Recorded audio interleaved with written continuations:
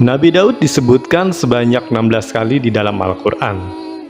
Figurnya tak hanya dipandang sebagai Nabiullah, akan tetapi beliau adalah seorang raja yang adil dan soleh.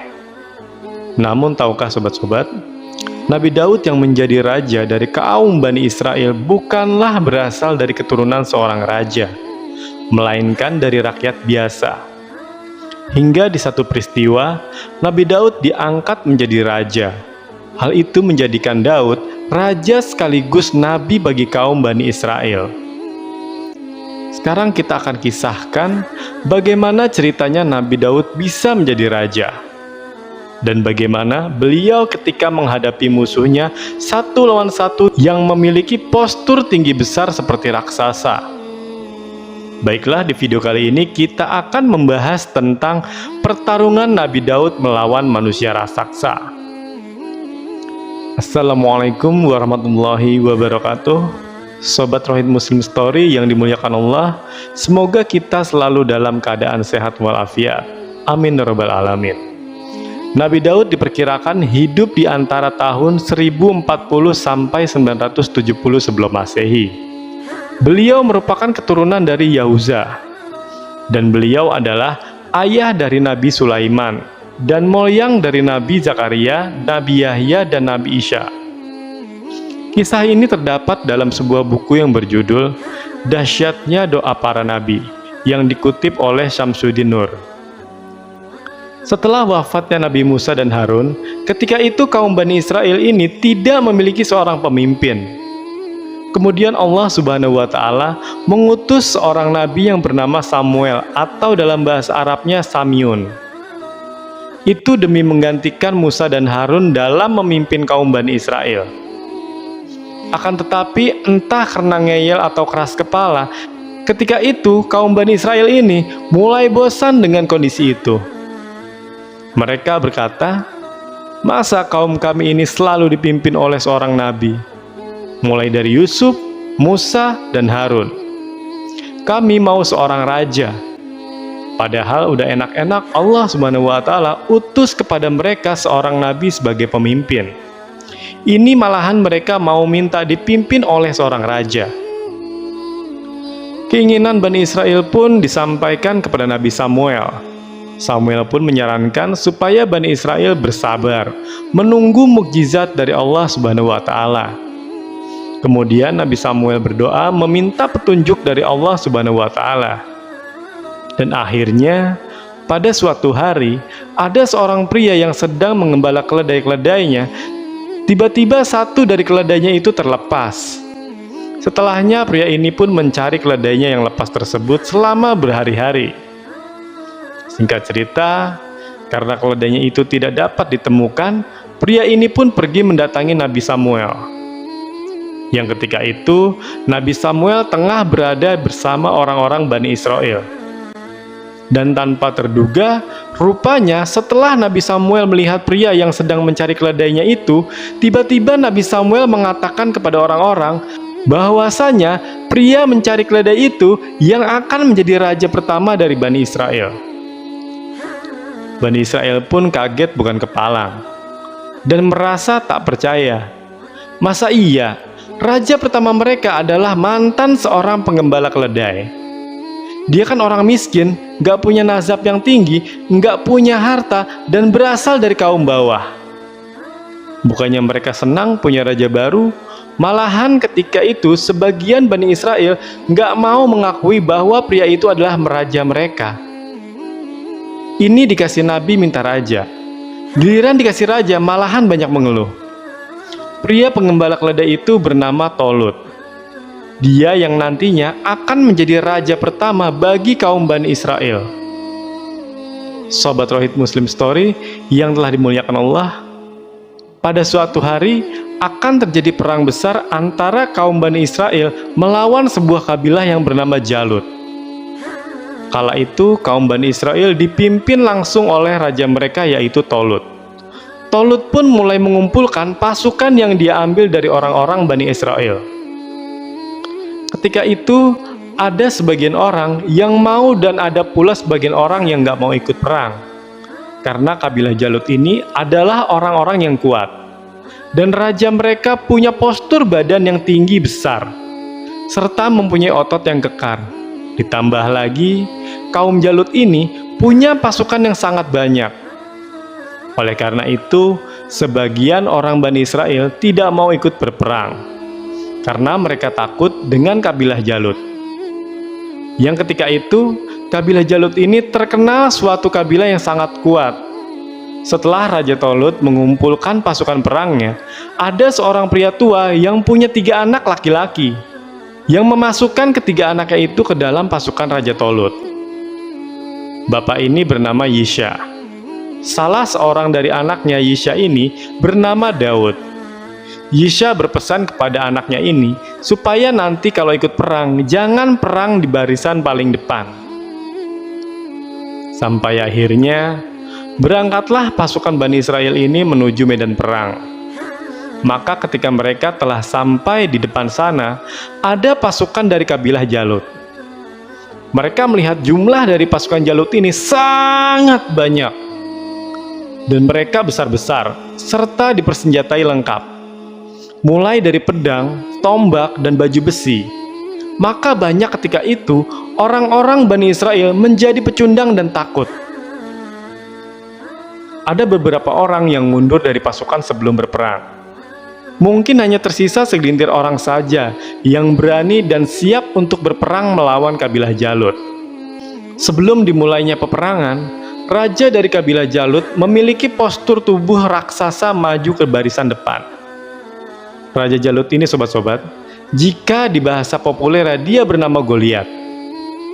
Kemudian dia menantang 1 lawan 1 kepada pasukan Bani Israel. Namun tidak ada seorang pun dari tentara Bani Israel yang berani menerima tantangan tersebut. Kemudian Raja Jalut mengejek dan menghina pasukan Bani Israel. Mendengar kesombongan Raja Jalut, kemudian Raja Tolut berkata kepada sisa pasukan yang sedikit itu, "Siapakah di antara kalian yang bisa membunuh pemimpin kabilah Jalut? Maka dia akan kunikahkan dengan putriku. Dan suatu hari, dia akan menggantikanku sebagai raja dari Bani Israel." Karena Raja Tolut ini tidak memiliki anak laki-laki yang nantinya akan mewarisi tahta kerajaan Bani Israel. Makanya Raja Tolut ketika itu mengadakan semacam sayembara. Tapi ketika sayembara itu diserukan kepada kaum Bani Israel, mereka semua pada tertunduk takut. Mereka berpikir mustahil untuk melakukannya. Dan ini sama saja aksi bunuh diri. Dari sisa pasukan Bani Israel yang sedikit itu, ternyata ada seorang anak muda yang memberanikan dirinya untuk maju melawan Raja Jalut yang bertubuh raksasa itu. Dia adalah Daud. Daud maju ke depan menawarkan dirinya, yang padahal dia sudah dititipkan pesan oleh ayahnya tadi untuk tidak berperang di barisan depan. Ketika itu Raja Tolut sempat pesimis. Apa iya, anak yang masih di bawah umur yang bernama Daud ini sanggup melawan Raja Jalut yang perkasa itu? Sekali lagi Raja Tolut merasa berat dan ragu. Belum lagi ketika itu Daud atau Nabi Daud muda ini hanyalah seorang pengembala kambing yang bertubuh kecil, dan bukanlah seorang prajurit perang. Kemudian Daud berkata kepada rajanya, "Wahai rajaku, janganlah engkau terpengaruh dengan usia mudaku dan keadaan fisikku. Aku tahu engkau ragu-ragu dan khawatir untuk melepaskanku melawan Jalut yang perkasa itu. Akan tetapi, ingatlah bahwasanya yang menentukan kemenangan dalam pertarungan bukanlah hanya kekuatan fisik dan kebesaran badan, tetapi yang terpenting adalah keteguhan hati, keuletan bertempur, iman dan kepercayaan kepada Allah Subhanahu wa Ta'ala yang menentukan hidup dan mati bagi semua orang." Dengan berat hati, akhirnya Raja Tolut mengizinkan Daud untuk maju bertempur baiwan dengan Raja Jalut. Kemudian Raja Tolut memberikan pedang, perisai, dan baju besi kepada Daud. Tapi Daud menolaknya dengan alasan Daud belum terbiasa menggunakannya. Ditambah lagi, pedang dan baju besi itu sangat berat dan akan memperlambat gerakannya. Ini merupakan perang pertama bagi Daud. Saat itu dia akan melawan Raja Jalut hanya menggunakan tongkat dan sebuah ketapel saja. Raja Tolut merasa terheran-heran dan kemudian dia berkata, "Wahai Daud, bagaimana bisa engkau mengalahkan Jalut hanya dengan bersenjata tongkat dan ketapel? Coba engkau lihat Jalut, dia menggunakan pedang yang sangat tajam, lengkap dengan baju besinya." Kemudian Nabi Daud berkata, "Allah Subhanahu wa Ta'ala yang akan melindungiku.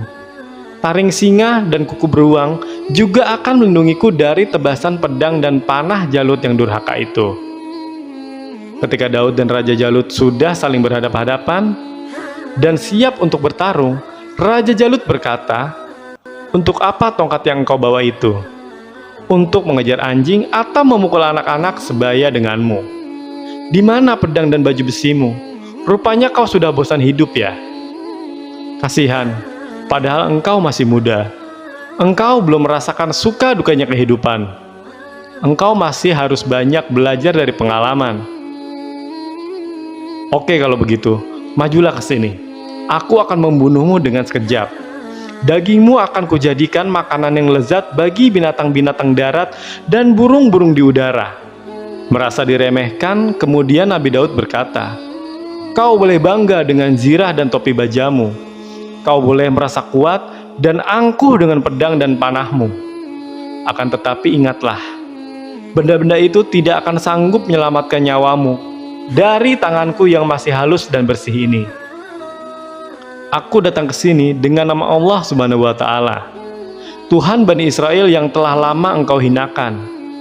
Sebentar lagi kau akan mengetahui apakah pedang dan panahmu akan mengakhiri nyawaku, atau kehendak dan kuasa Allah Subhanahu wa Ta'ala yang akan merenggut nyawamu dan mengirimmu ke neraka jahanam."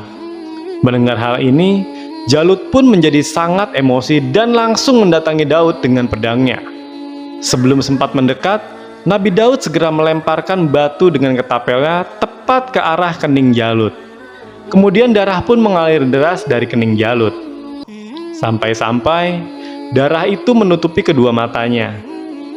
Atas izin dari Allah Subhanahu wa Ta'ala, pada lemparan ketapel yang kedua dan ketiga membuat Jalut tersungkur di atas tanah dan langsung meninggal dunia.